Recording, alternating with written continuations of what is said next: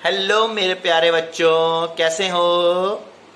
Welcome to Bhatia classes. अब हम लोग आ गए हैं अपने हैशटैग लेक्चर 7 पे, जिसमें हम लोग पढ़ेंगे एंथैल्पी के बारे में। किसके बारे में? Enthalpy, chapter number 6, chemistry, thermodynamics, class 11th, lecture number 7, enthalpy. ये रहा आपकी स्क्रीन पे। हम तो आए, अब तो लाइट कल ही आएगी पापा। चलिए एंथैल्पी के बारे में पढ़ते हैं। एंथैल्पी बेसिकली बेटा ये हीट कंटेंट है। Heat content of system eight constant pressure. Heat content basically जो एंथैल्पी है, ये सिस्टम में हीट कंटेंट के बारे में बताता है कि सिस्टम में हीट कंटेंट क्या है, हीट कंटेंट कितना है, ठीक है। और heat content at constant pressure, basically इसका फॉर्मूला होता है delta H is equal to delta E plus delta N G R T. अभी ये बताऊंगा क्या होता है फॉर्मूला आगे चल के। अभी आप एक ओवरव्यू में आपको दे रहा हूं। तो बेसिकली इससे नॉर्मल फॉर्मूला बनता है H is equal to U plus PV. ये हमारा ओरिजिनल फॉर्मूला होता है एंथैल्पी का। H is enthalpy, U is internal energy, P is pressure and V is volume. ठीक, अब हम एंथैल्पी के बारे में स्टार्ट करते हैं। यहाँ जो प्रेशर है वो एक्सटर्नल प्रेशर है, V वॉल्यूम है, U इंटरनल एनर्जी है, ठीक। और H क्या है? हीट कंटेंट है, मतलब एंथैल्पी। जैसे कि मैं एक चीज आपको बता दूं, ये मेरे पास एक बीकर है, ठीक, सिस्टम है। इसके अंदर मैंने कोई भी मैटर ले लिया, गैस, कोई मैटर रख दिया। अब आप अगर मैं इन दो मॉलिक्यूल की बात करूं, इन दो मॉलिक्यूल के बीच में इंटरैक्टिव एनर्जी होगी, इन दोनों मॉलिक्यूल के बीच में इंटरनल एनर्जी होगी कि नहीं होगी? जैसे कि मैंने आपको बताया था, इंटरनल एनर्जी क्या होती है? वाइब्रेशन एनर्जी होती है, काइनेटिक एनर्जी वाइब्रेटरी वाली और ऑसिलेटरी वाली और ग्रेविटेशनल वाली। तो इसके अंदर भी मॉलिक्यूल्स के बीच में भी तो एटम, प्रोटॉन और न्यूक्लियर इलेक्ट्रॉन होंगे, वो भी एक दूसरे को अट्रैक्ट कर रहे होंगे। इन मॉलिक्यूल के बीच में भी अट्रैक्टिव फोर्स लग रही होगी, कुछ अट्रैक्शन होगा। तो बहुत सारी चीजें इन दो मॉलिक्यूल्स के अंदर चल रही होंगी। तो वो सारी चीजें, कुछ ना कुछ एनर्जी होंगी उनके अंदर। तो वो सारी एनर्जी जो होती है वो इंटरनल एनर्जी होती है। ऑलरेडी मैं बता चुका हूं आपको, ठीक है। इंटरनल एनर्जी होती है जो भी मॉलिक्यूल्स के बीच में जो इंटरैक्टिव एनर्जी होती है, जिसकी वजह से वो मॉलिक्यूल वहां पर घूम रहा है या उनके अंदर जो प्रोटॉन इलेक्ट्रॉन है वो एक दूसरे को अट्रैक्ट कर रहे हैं। तो वो सब एनर्जीज जो होती है, इंटरैक्टिव एनर्जी, उनको इंटरनल एनर्जी बोलते हैं। तो क्या बोलते हैं? Internal energy. क्या बोलते हैं? Internal energy. तो मैं आपको बता दे रहा हूं कि जो डेल्टा एच है, जो हमारा एच है, एच को बोलते हैं हीट कंटेंट। हीट कंटेंट किसके बराबर होगा? इंटरनल एनर्जी की, मॉलिक्यूल की, एटम्स की, इन सब की इंटरनल एनर्जी, उनको बोलते हैं हम लोग इंटरनल एनर्जी। और जो पीवी है, अब मान लीजिए हमारे पास पहले कुछ नहीं था, वहां पर हमने अपने सिस्टम को स्टेब्लिश किया। सिस्टम को स्टेब्लिश करने के लिए जो उनका पुराना प्रेशर और वॉल्यूम था उस स्पेस का, वो खत्म कराया। खत्म करने के बाद हमने वहां पर अपने सिस्टम को स्टेब्लिश किया। वहां पर अपने सिस्टम में गैस वगैरह जो भी चीज रखी थी जिसमें एक्सपेरिमेंट करना था, वो स्टेब्लिश किया सिस्टम को। और सिस्टम को स्टेब्लिश करने के लिए हमने वहां पर उस फ्री स्पेस में, एम्प्टी स्पेस में कुछ प्रेशर और वॉल्यूम सेटअप किया, जिससे कि हमारा प्रोसेस हो पाए, जिससे हमारा एक प्रोसेस जो भी हम लोग को करना है वो हम लोग कर पाए। तो हम लोग ने क्या किया, एक एम्प्टी स्पेस से, एक खाली स्पेस में हमने एक सिस्टम को स्टेब्लिश किया। और स्टैब्लिश करने के लिए जो प्रेशर वॉल्यूम वहां पर लगा, वो ही प्रेशर वॉल्यूम ये है, ठीक। आई थिंक क्लियर हो गया होगा। तो हीट कंटेंट को H से बोलते हैं, इंटरनल एनर्जी U होती है और ये PV होता है। आई थिंक इतना क्लियर होगा। अब देखिए हीट कंटेंट क्या, मैंने बताया इंटरनल एनर्जी मॉलिक्यूल एटम्स के बीच में, और वो सिस्टम को स्टैब्लिश करने के लिए जो प्रेशर वॉल्यूम हमने किया वो। अब ये बताइए, हम लोग H का वैसे भी कोई हीट कंटेंट का कोई सिग्निफिकेंस नहीं है। हम लोग इस एंथैल्पी की एग्जैक्ट वैल्यू मेजर नहीं कर सकते। बताइए क्या आप इतने माइक्रोस्कोपिक पार्टिकल को बिल्कुल माइक्रोस्कोपिक जूम कर करके माइक्रोस्कोपिक व्यू में देखेंगे फिर उसका एंथैल्पी निकाल पाएंगे, इंटरनल एनर्जी, फिर उसको देख पाएंगे एम्प्टी स्पेस ने कितना प्रेशर वॉल्यूम सेटअप किया? It is too difficult, it is too difficult. तो हम लोग H को मेजर नहीं कर सकते एग्जैक्ट, हाँ हम लोग कंपेयर कर सकते हैं। क्या कर सकते हैं? कंपेयर कर सकते हैं। पोटेंशियल एनर्जी भी आपको पता होगा, पोटेंशियल एनर्जी को भी हम लोग मेजर नहीं कर सकते हैं एग्जैक्ट, हम उसको भी कंपेयर करते हैं, चेंज इन पोटेंशियल एनर्जी। तो इसमें भी हम लोग एंथैल्पी हीट कंटेंट को एग्जैक्ट मेजर नहीं कर सकते, इसको भी हम लोग क्या से कंपेयर कर सकते हैं। इसलिए हम यहां पर हम लोग चेंज इन एंथैल्पी निकालते हैं, चेंज इन एंथैल्पी। क्यों? क्योंकि हमें कंपैरिजन करना है। तो चेंज इन एंथैल्पी, यहां डेल्टा लगेगा तो यहां भी डेल्टा लगेगा, तो यहां डेल्टा लगेगा। अब आप बोलोगे सर यहां डेल्टा है और पीवी दोनों, प्रेशर भी चेंजिंग है, वॉल्यूम भी चेंजिंग है, अलग अलग हुआ कैसे इसके लिए? तो हम इसको लिख सकते हैं, ये क्या है? P1, ये प्रेशर को लेंगे, पहली स्टेज पे प्रेशर P1 V1 हो जाएगा, दूसरी स्टेज पे P2 V2। तो डेल्टा मतलब फाइनल माइनस इनिशियल, तो इसको लिख सकते हैं हम लोग P2 V2 minus P1 V1। ये आपका एक फॉर्मूला बन गया। आई थिंक ये चीज क्लियर हो गई होगी आपको। अब देखिए यहां पर क्या होता है, ये दो स्टेज पे एग्जिस्ट करती है, यहां पर दो टाइप आते हैं हमारे। आई थिंक आपको इतना समझ में आ गया होगा। मैं ये फॉर्मूला ऊपर लिख दे रहा हूं, स्पेस का मैं थोड़ा सा, जैसे कि हमने अभी फॉर्मूला देखा कि delta H is equal to delta U P2 V2 minus P1 V1। तो मैं बोल सकता हूं ये दो केस बनते हैं, इसमें दो स्पेशल केस बनते हैं। अगर मेरा वॉल्यूम कांस्टेंट है, अगर मेरे पास कांस्टेंट वॉल्यूम है, अगर मेरी प्रोसेस कांस्टेंट वॉल्यूम में है, तो delta H is equal to delta U plus, equation क्या थी मेरे पास? Delta H is equal to delta U plus delta PV। तो अगर मेरे पास वॉल्यूम कांस्टेंट है तो P डेल्टा P हो जाएगा, राइट? वॉल्यूम बाहर निकल आएगा। अगर मेरे पास P कांस्टेंट है, और एक बात जान लीजिए, ज्यादातर क्वेश्चन इसी पे मिलते हैं जब कांस्टेंट प्रेशर होता है, इसी इक्वेशन को यूज करना। इस पे भी मिलेंगे लेकिन इस पे ज्यादातर मिलते हैं। तो delta U plus P delta V, जब आपका V कांस्टेंट है। तो ये दो फॉर्मूले आपके बन गए, एट कांस्टेंट V और at constant P। I think इतनी चीज आपको क्लियर हो गई होगी, राइट? चलिए अभी मैं थ्योरी पढ़ा दूं, फिर मैं एक न्यूमेरिकल भी कराऊंगा आपको। अब मान लीजिए कुछ प्रॉपर्टीज जानते हैं H के बारे में। H एक स्टैटिक फंक्शन है, स्टैटिक फंक्शन है। ऑलरेडी आप लेक्चर नंबर 1 में मैं बता चुका हूं स्टैटिक फंक्शन क्या होता है। स्टैटिक फंक्शन वो होता है जो पाथ पे डिपेंड नहीं होता है, वो सिर्फ इनिशियल और फाइनल वैल्यू पे डिपेंड होता है, जो इनिशियल और फाइनल वैल्यू पे डिपेंड होता है, इनिशियल और फाइनल वैल्यू पे डिपेंड होता है। तो मैं डेल्टा H को क्या हो सकता है? HF minus HI, right? Static function. दूसरी चीज, स्टैटिक फंक्शन का जो साइक्लिक प्रोसेस में स्टैटिक फंक्शन जीरो होता है, तो डेल्टा H जीरो होगा साइक्लिक प्रोसेस में। ऑलरेडी फर्स्ट सेकंड लेक्चर में देखिए, बाकी क्लासेस का हीट वाले में आपको मिल जाएगा। डेल्टा H साइक्लिक प्रोसेस में जीरो होता है। क्यों? क्योंकि स्टैटिक फंक्शन है, पाथ पे डिपेंड नहीं करता, फाइनल इनिशियल पे डिपेंड करता है। H एक्सटेंसिव प्रॉपर्टी है, एक्सटेंसिव के बारे में भी बता चुका हूं मैं इंटरनल एनर्जी जब पढ़ा रहा था मैं फर्स्ट लॉ ऑफ थर्मोडायनेमिक्स में। H एक एक्सटेंसिव प्रॉपर्टी है, एक्सटेंसिव मतलब अमाउंट ऑफ मैटर पे डिपेंड करती है। किस पे डिपेंड करती है? अमाउंट ऑफ मैटर पे, amount of matter. I think ये चीजें क्लियर हो गई होंगी आपको एंथैल्पी के बारे में। अब मैं कुछ फॉर्मुलेस बताता हूं आपको।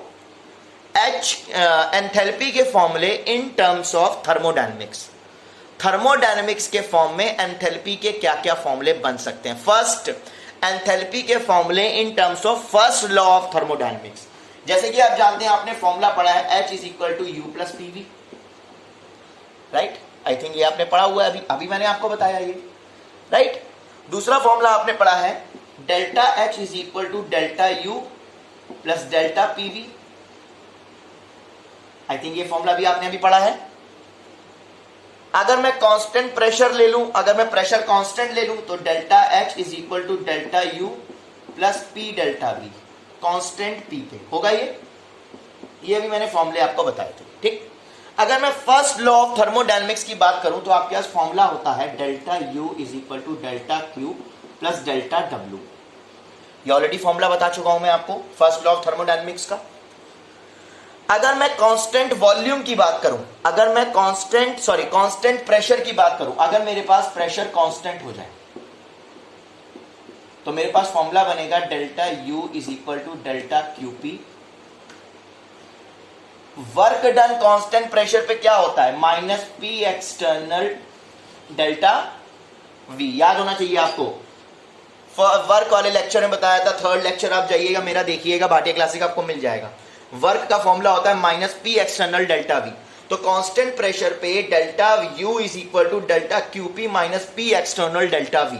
डेल्टा क्यूपी क्या है आपका, हीट, आपको पता है कांस्टेंट प्रेशर, यू है इंटरनल एनर्जी। तो अब मैं इसको फॉर्मूले को रीअरेंज करूं तो आपका डेल्टा क्यूपी क्या हो जाएगा, delta U plus P external delta we हो जाएगा कि नहीं हो जाएगा। ये इक्वेशन देखो और ये इक्वेशन देखो, यहां पे मत जाओ, ये पी एक्सटर्नल है, ये भी पी एक्सटर्नल है। मैं ऑलरेडी आपको एंथैल्पी में बता दिया था स्टार्टिंग के लेक्चर में कि पी भी एक्सटर्नल प्रेशर है। यहां पर ध्यान से देखिए, दोनों को कंपेयर करिए, दोनों की राइट हैंड साइड इक्वल आ रही है, तो मैं बोल सकता हूं delta H is equal to delta QP. ध्यान से देखिए, बोल सकते हैं नहीं बोल सकता हूं, हाँ सर बोल सकते हैं, सर बोल सकते हैं, बोल सकते हैं, बोल सकते हैं, बोल सकते हैं। तो ये है एट कांस्टेंट प्रेशर। अगर आपका प्रेशर वेरिएबल हो जाए तो इसको डीएच डी क्यूपी के फॉर्म में कर सकते हैं और इसको फिर इंटीग्रेट करके सॉल्व कर सकते हैं। अगर प्रेशर वेरिएबल आ जाए तो इंटीग्रेट करके डीपी डीपी स्मॉल चेंज में अगर प्रेशर ना कांस्टेंट रहे तो आप इंटीग्रेट करके सॉल्व कर सकते हैं। ये कांस्टेंट प्रेशर पे मैंने आपको बताया ये कैसे आया, राइट। चलिए, आई थिंक इतना आपको क्लियर हो गया होगा फॉर्मूले से।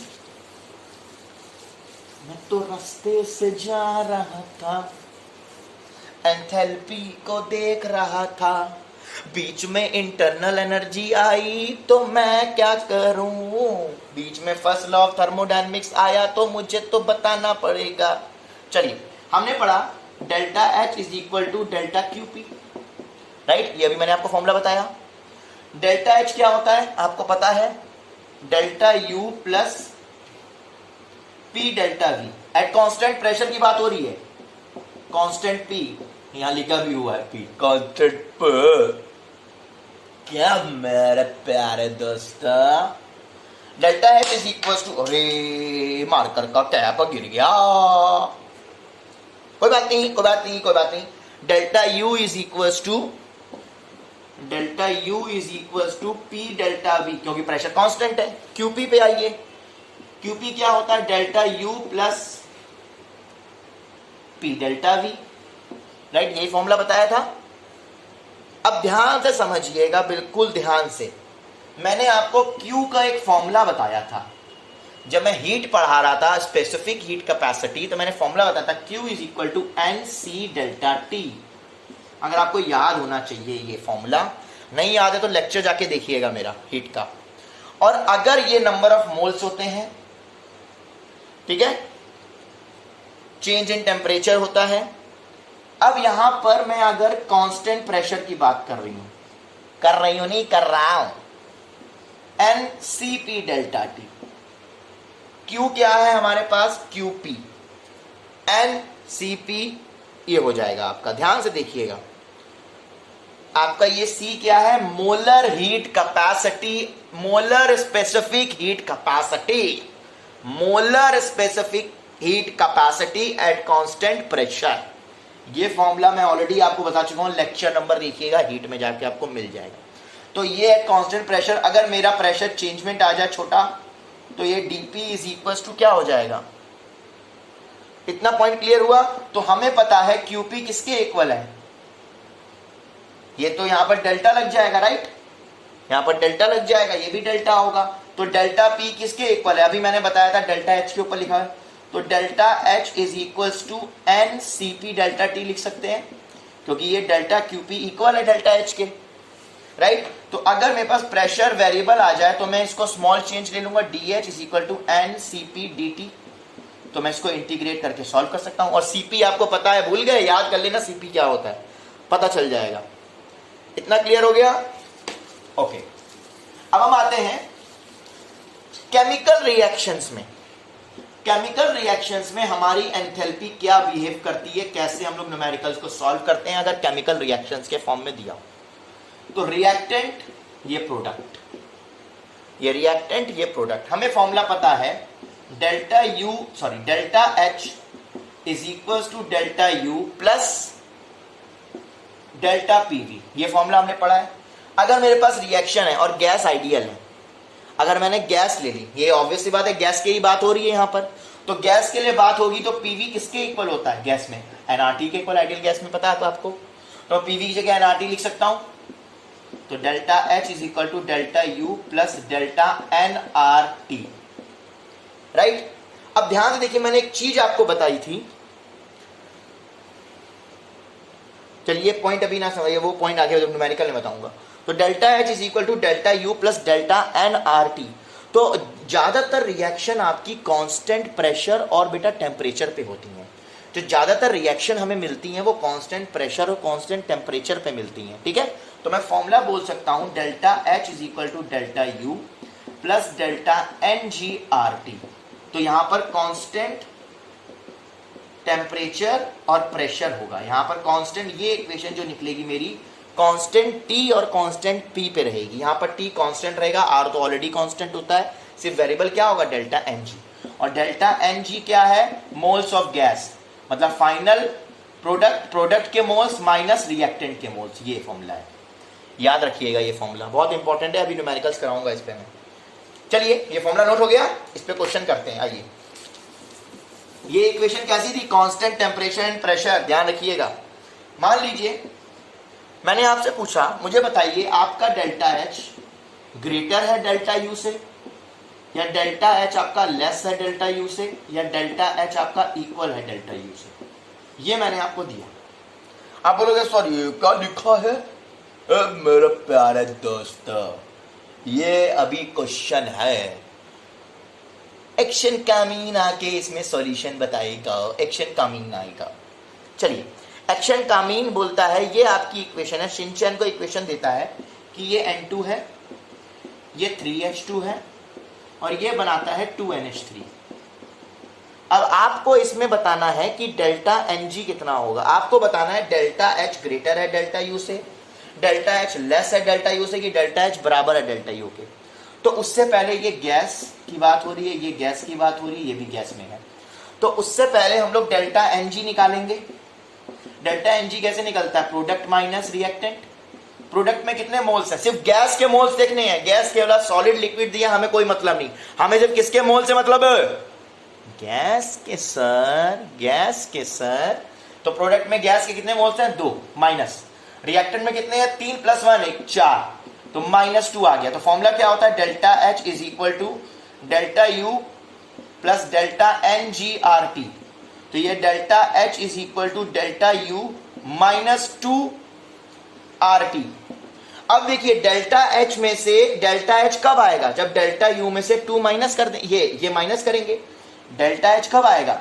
जब डेल्टा U में से ये माइनस करेंगे। इसका मतलब क्या है कि जो डेल्टा H है वो मेरा लेस है डेल्टा U से, राइट। डेल्टा H कब आ रहा है? जब डेल्टा U में से ये माइनस करूंगा। जैसे मैंने 7 लिखा, 7 में कब आएगा? जब मैं 5 में से 7, यहां पर 7 है, यहां पर 9 लिखा है, कब आएगा? जब 11 में से मैं 2 माइनस करूंगा, मतलब ये ज्यादा हुआ, तो डेल्टा U ज्यादा हुआ डेल्टा H। ठीक, एक और इक्वेशन देखते हैं। जैसे कि ये रही मेरे प्यारे दोस्तों, इक्वेशन ये रही, H2 प्लस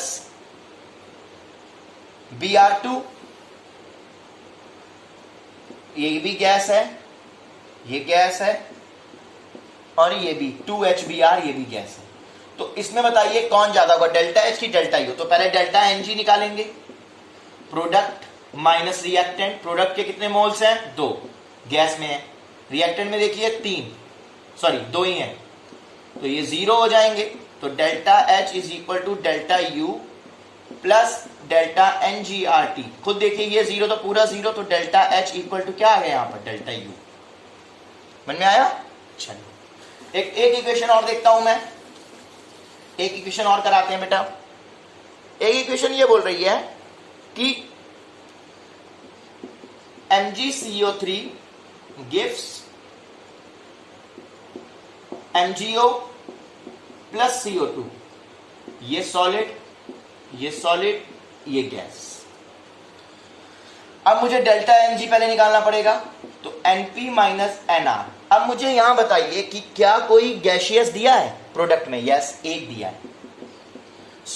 रिएक्टेंट में हमें क्या कोई गैसियस दिया है? नहीं दिया, तो जीरो लिखिए, नहीं दिया तो नहीं दिया, भाड़ में जाए। डेल्टा Mg कितना आ गया? तो delta H is equal to delta U plus delta 1 RT। मतलब डेल्टा U में अगर मैं ये प्लस करूंगा तब डेल्टा H आएगा, तो इसका मतलब डेल्टा H क्या हुआ? ग्रेटर हुआ डेल्टा U से। एग्जांपल देखिए, 11 कब आएगा? जब मैं 7 में 3 प्लस 4 प्लस करूंगा तभी तो 11 आएगा, इसका मतलब ये डेल्टा H ज्यादा हुआ ना। चलिए यहां पर ये इक्वेशन वाला खत्म हुआ। डेल्टा Mg कैसे निकाला जाता है?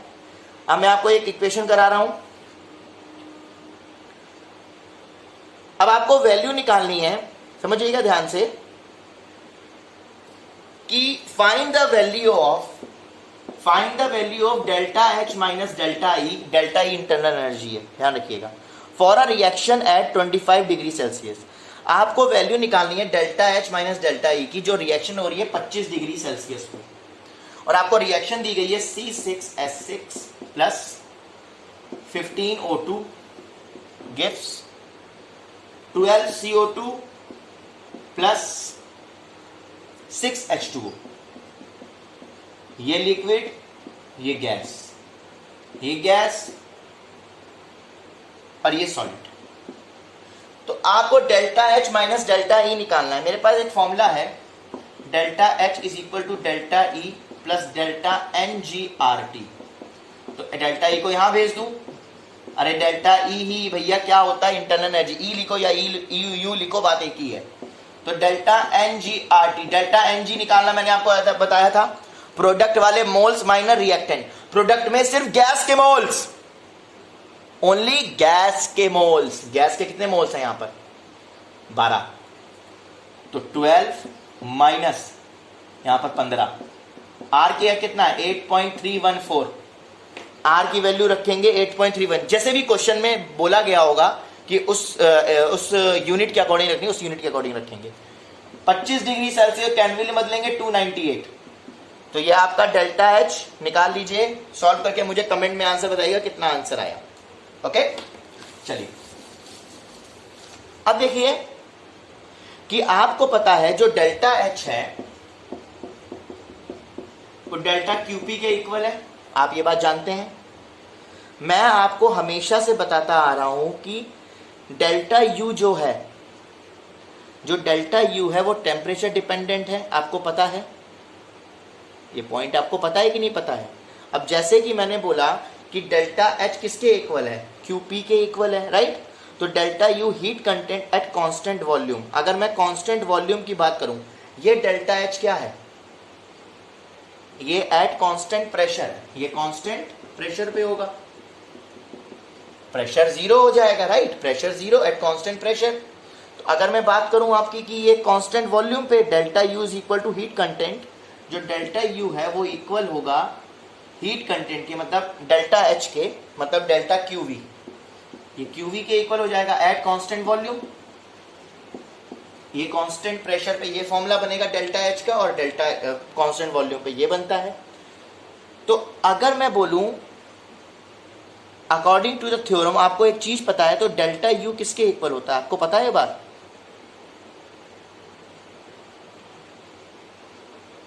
नहीं? चलिए कोई बात नहीं, इसको आप लीव कर दीजिए, अभी इस पे ना जाइए। इससे पहले हम न्यूमेरिकल करा दे रहे हैं, फिर आपको बताते हैं। जैसे कि एक न्यूमेरिकल है मेरे पास, आइडियल गैस, एक आइडियल गैस है जो आइसोथर्मली एक्सपेंड कर रही है, आइसोथर्मली एक्सपेंड कर रही है, एक गैस है। इसका मतलब टेम्परेचर कांस्टेंट, इसका मतलब temperature constant from 1 litre to 10 लीटर। एट 25 डिग्री सेल्सियस और आपको डेल्टा एच निकालना है। एक गैस है आइसोथर्मली एक्सपेंड कर रही है, आप फॉर्मूला जानते हो, delta H is equal to delta U plus delta PV. आप एक चीज जानते हो कि जो डेल्टा यू है आपका वो टेम्परेचर डिपेंडेंट होता है। मैं लेक्चर 1 से बात कहता आ रहा हूं, आप ध्यान से वीडियो देखिएगा कि जो डेल्टा यू है वो टेम्परेचर डिपेंडेंट रहता है। अगर टेम्परेचर कांस्टेंट हो जाएगा तो ऑब्वियसली बात है डेल्टा यू जीरो हो जाएगा कि नहीं हो जाएगा, तो डेल्टा यू खत्म यहाँ पर। तो delta H is equal to delta PV बचा। टेम्परेचर डिपेंडेंट है, टेम्परेचर कांस्टेंट है क्योंकि आइसोथर्मली गैस है तो कांस्टेंट टेम्परेचर पे हो रही है, आइसोथर्मली गैस एक्सपेंड कर रही है। तो आपको डेल्टा यू जीरो मिल गया। अब आपको पता है delta H is equal to PV का मैंने बताया था P2 minus P2V2 minus P1V1 बताया था आपको मैंने। अब ध्यान से देखिए, बॉयल्स लॉ के अकॉर्डिंग, बॉयल्स लॉ के अकॉर्डिंग याद है बॉयल्स लॉ क्या होता है, P is inversely proportional to 1/V at constant temperature. Constant temperature पे होता है बॉयल्स लॉ। तो मैं बोल सकता हूं according to Boyle's law P1V1 is equal to P2V2 equal to constant. ये मैंने आपको बताया था। बॉयल्स लॉ जब आप पढ़ेंगे तो आपको पता चल जाएगा, Boyle's law at constant temperature पे होता है बॉयल्स लॉ, ठीक है। तो P1V1 इक्वल टू P2V2 हो जाएगा, राइट।